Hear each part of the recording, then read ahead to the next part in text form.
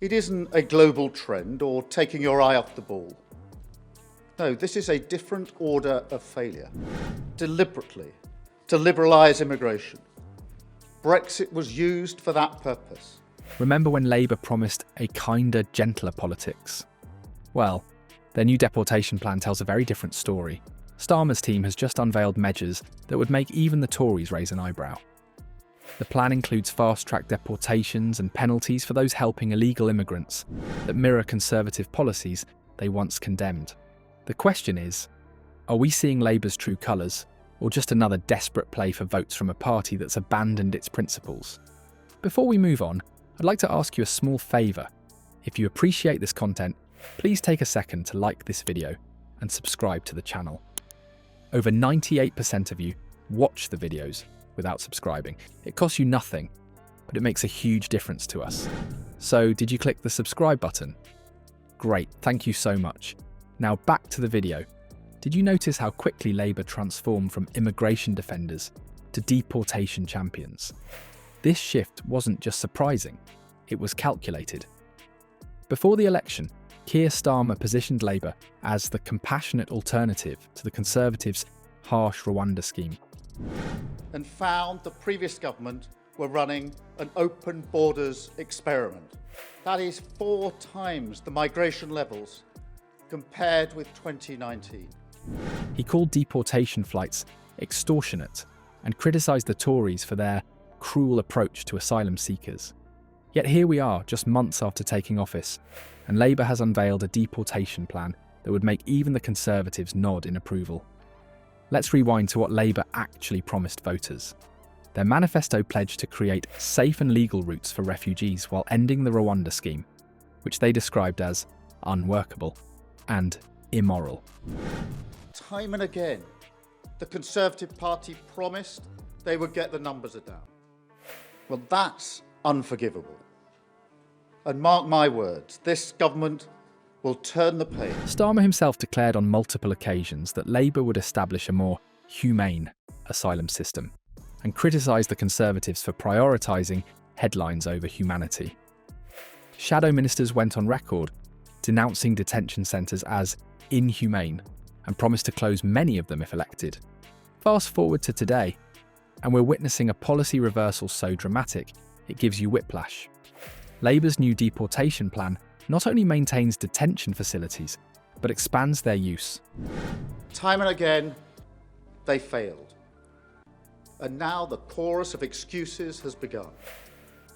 Because a failure on this scale isn't just bad luck.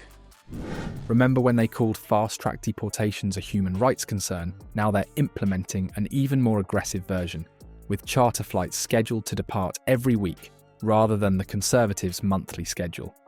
This U-turn isn't happening in a vacuum. Recent polling explains everything. A YouGov survey revealed that 72% of traditional Labour voters in red wall constituencies list immigration as their top concern, higher than the economy or even the NHS.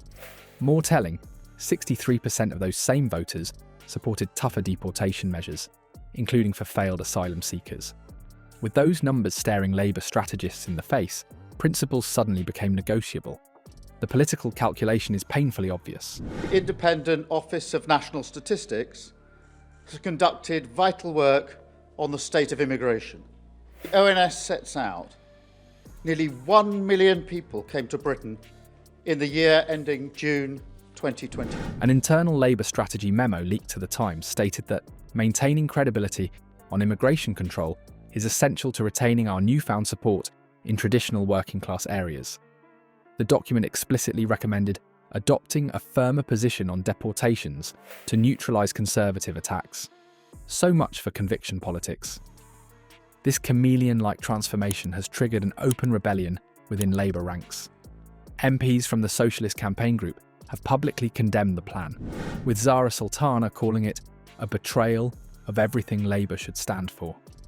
Former Shadow Cabinet Minister Clive Lewis described it as pandering to right-wing narratives rather than challenging them. The divide isn't just in Parliament. Momentum, the grassroots organisation that powered Corbyn's leadership, has launched a Labour values campaign specifically targeting Starmer's immigration policies. What's most revealing is the linguistic sleight of hand. The Conservatives called their deportation policy firm but fair. Labour now labels theirs secure but compassionate. Tories promised swift removal of those with no right to be here. But what we didn't hear, what the British people are owed, is an explanation.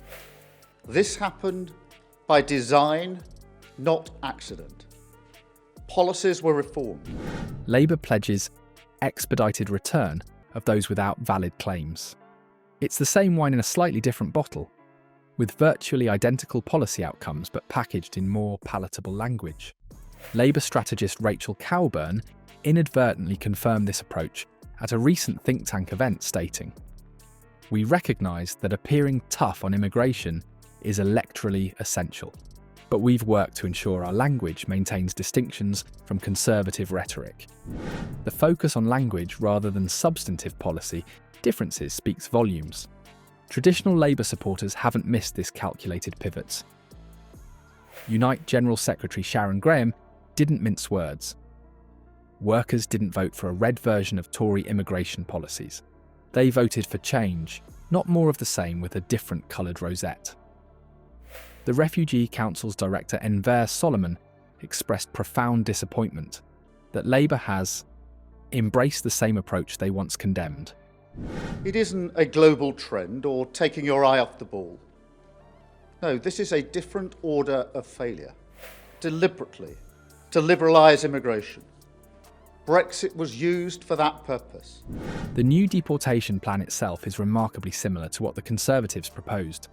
It includes weekly charter flights to return migrants to their countries of origin, expanded detention facilities, and, most controversially, criminal penalties for those who assist asylum seekers in avoiding deportation.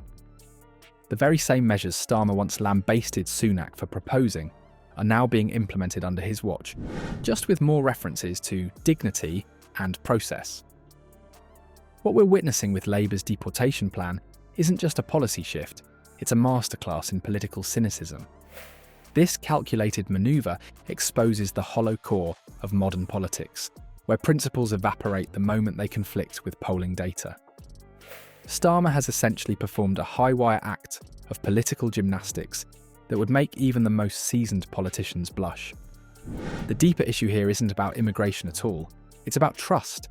When politicians campaign as principled defenders of compassion, only to govern with policies indistinguishable from those they once condemned, they're not just changing tactics, they're revealing character.